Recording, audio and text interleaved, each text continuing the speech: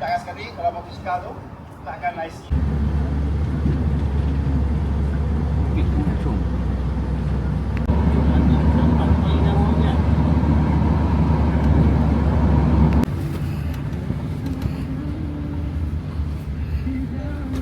Betul kan?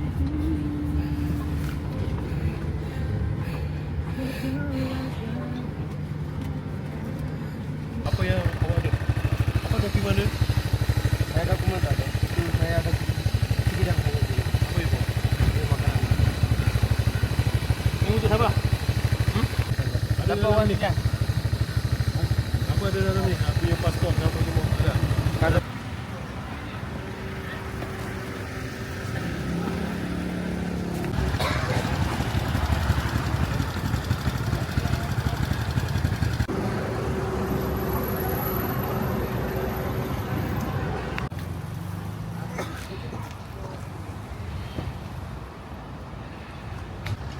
Selesai itu, selesai.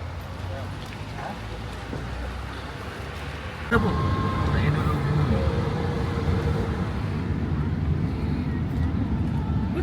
Budi. Mana di sana?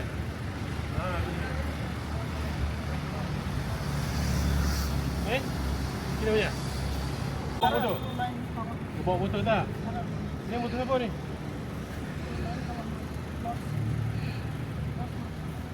Mana bos?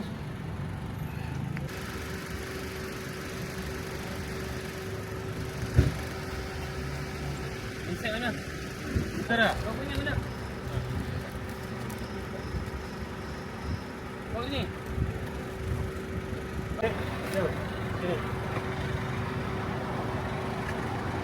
Sini. Orang Bangla. Oh, satu orang Bangla. Ini Ini dua dua orang Rohingya lah. Dia je Bangla saya. Tahu? Dua. Okey, naik motor. Kau naik dia. Tahu bawa. Ni. Telefon ada. Telefon. Telefon.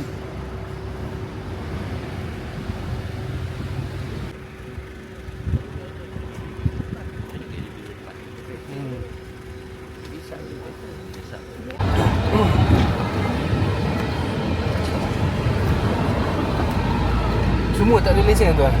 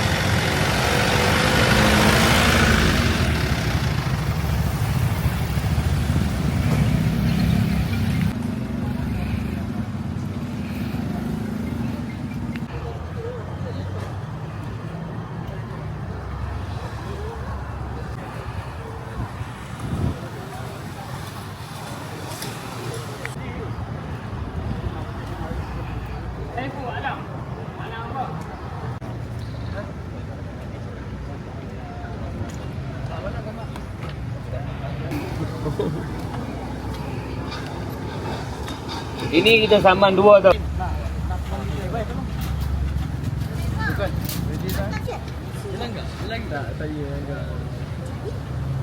Oh, yang kelihatan tadi. Ini atas. Naik rendah. Rendah sini rendah.